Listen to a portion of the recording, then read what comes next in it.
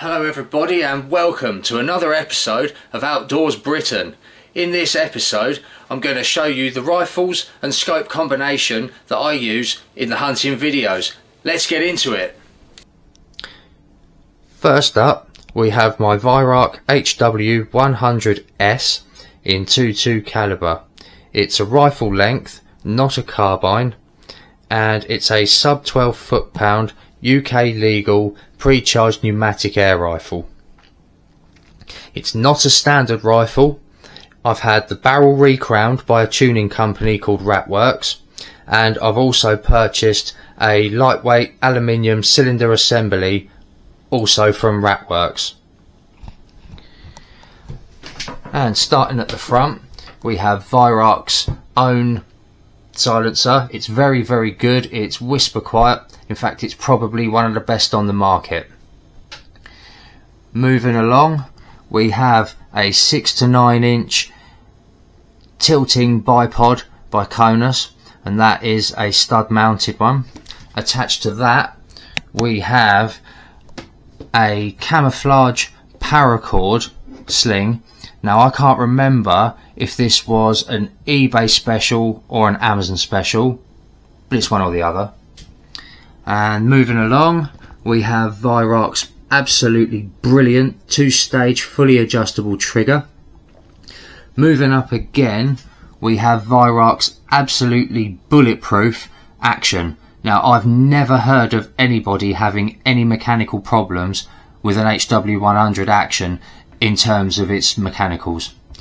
Now running along the top of the action it has a dovetail rail, but as you can see on here I've used a Picatinny rail adapter, which it again came free with the rifle, and it attaches with 3 screws, and attached to that I've got a ZB Light Pro universal mount, because with the Pard its original mount that came with it was absolutely rubbish, so I chucked it to one side and I spent about an extra £100 on a ZB Light Pro universal mount, because as you can see it allows you to attach a Pard unit directly to it, and instead of messing around with the Pard's own zeroing function that's built in within it, you just simply attach it to the ZB Light Pro universal mount and use the elevation and windage turrets to zero it like you would a conventional scope. And on top of that we have a Pard 008P LRF day and night scope.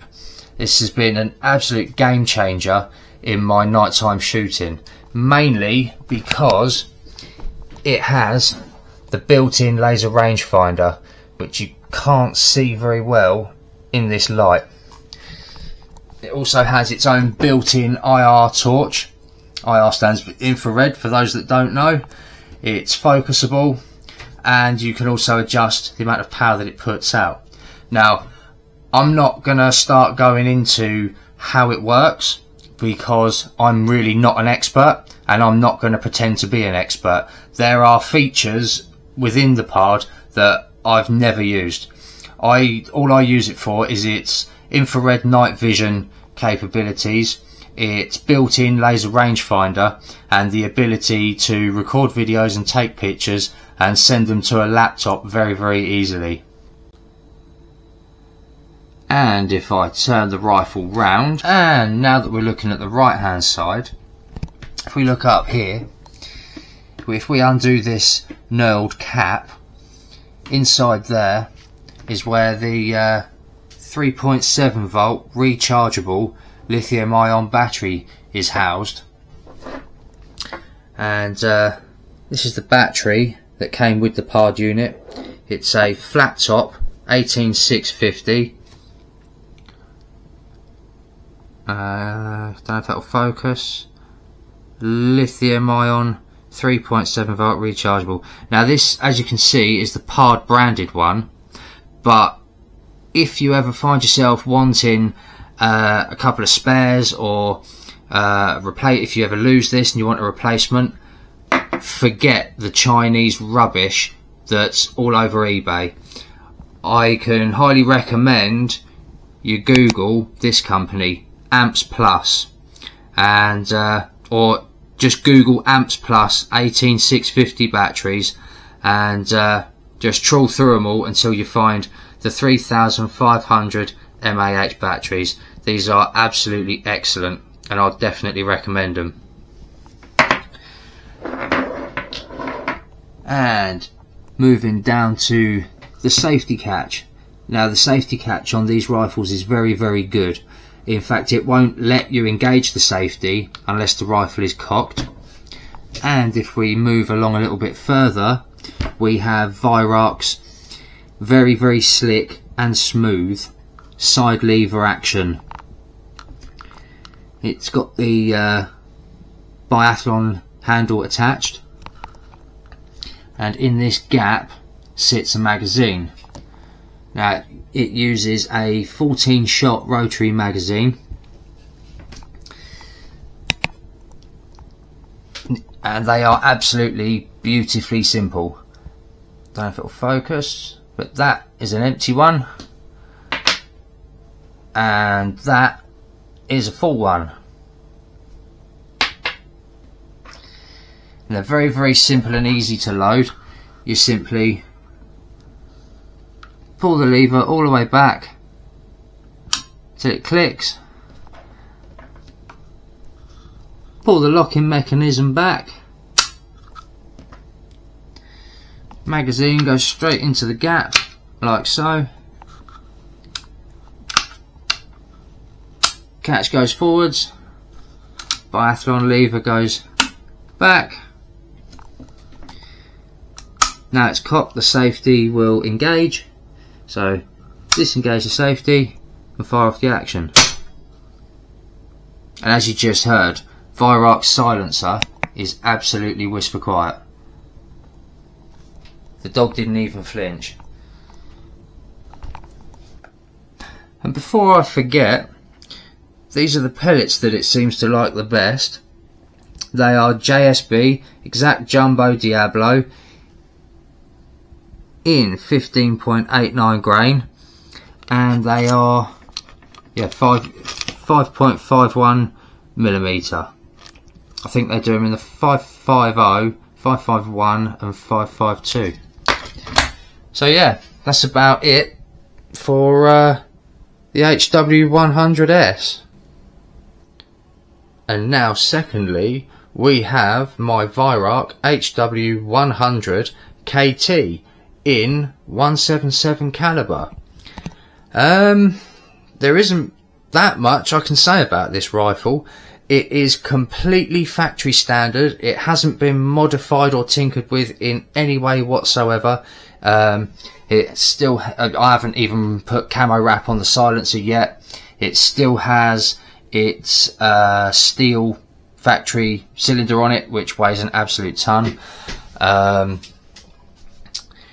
The bipod is actually the same bipod you've just seen on the other rifle. I literally just put it on here to stand the rifle up to make it a bit easier to film, so I don't have to lay it down on the table. I've only owned this rifle for a few months, not very long at all. In fact, I've only actually used it out in the field once.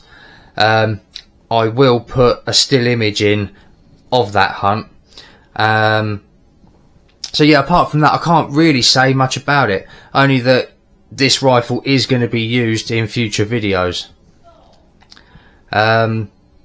Everything about it is the same, apart from the obvious walnut thumbhole stock. It does have a barrel which is 100 millimeters shorter than the rifle you've just seen, and of course the air cylinder is also shorter, and obviously it is a smaller caliber. I'll show you the other side, but I think that's probably going to be about it. And this is the right hand side. Like I said, there isn't really anything else to look at. As you can see, it's got everything's the same as the right hand side of the rifle you've just seen. It's got the same safety, the same side lever action with the same biathlon handle, exactly the same magazine loading port, and these are the magazines. As you can see, it's exactly the same as the ones you've just seen, except obviously it takes smaller pellets. That's an empty one, that's a filled one, and these are the pellets that it seems to like the best. Now these are Air Arms Diablo Field. They are 8.4 grains and they are 4.52 millimeter.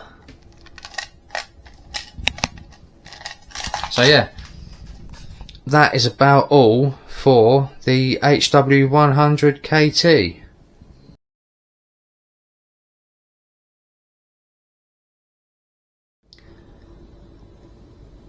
And now, last but not least, I'm just going to run through the knives that I use. This little Opinel number 8 is the one I keep in my pocket when I'm out in the field, should I need it for anything. It's an excellent little folding knife. It's nice and lightweight, it's in stainless steel, it holds an edge quite well, and it resharpens really well. It was under £15 and yeah, it's an excellent little budget blade. And this one is a Mora Pro S. S stands for stainless steel, and I use this one for gutting and skinning. Again, it was under £15 and it's an excellent budget blade. It is razor sharp, and it holds an edge quite well, and it resharpens really well. Yeah, again, I would highly recommend Mora knives, as they are, like I said, really good budget knives.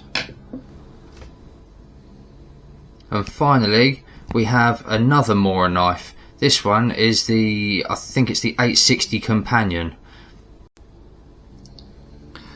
Again, this one is also in stainless steel. It holds an edge really well, and like the other two, it also resharpens really well.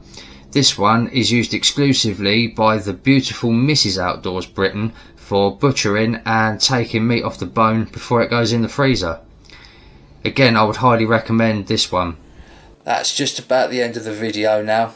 I do hope I haven't bored everybody to death with this one, but if you made it this far, thank you for watching.